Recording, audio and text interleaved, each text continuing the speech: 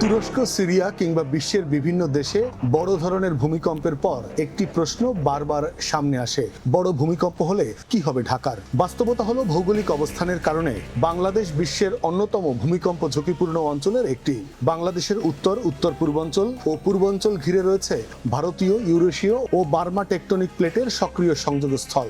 এসব প্লেটের নড়াচড়ার কারণে দাউকি ফল্ট, মধুপুর ফল্ট এবং আরাকান সাবডাকশন জোনে শক্তিশালী ভূমিকম্পের সম্ভাবনা সবসময় রয়েছে। অতীতেও এই অঞ্চলে 7 থেকে 8 মাত্রার বেশি ভূমিকম্প হয়েছে।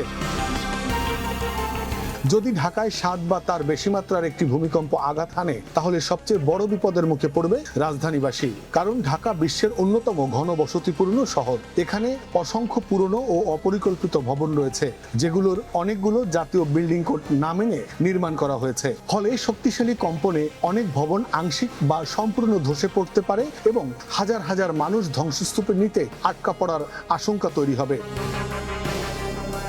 পুরনো ঢাকা, মিরপুর, মোহাম্মদপুর, বাড্ডা, যাত্রাবাড়ি সহ ঘনবসতিপূর্ণ এলাকায় পরিস্থিতি আরও জটিল হতে পারে।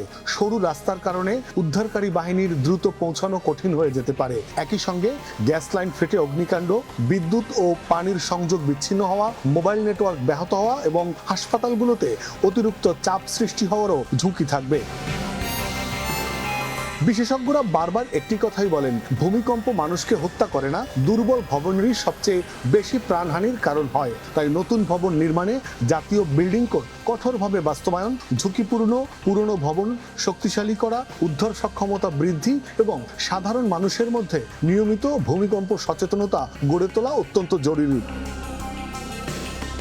মনে রাখতে হবে, ভূমিকম্পের সময় আগে থেকে জানা যায় না, তবে সঠিক প্রস্তুতি, নিরাপদ অবকাঠামো এবং সচেতন নাগরিকই পারে একটি বড় দুর্যোগের ক্ষয়ক্ষতি উল্লেখযোগ্যভাবে কমিয়ে আনতে। তাই আতঙ্ক নয়, এখনই প্রস্তুত হওয়ার সবচেয়ে গুরুত্বপূর্ণ সময়। Desk report, next Bangladesh 24।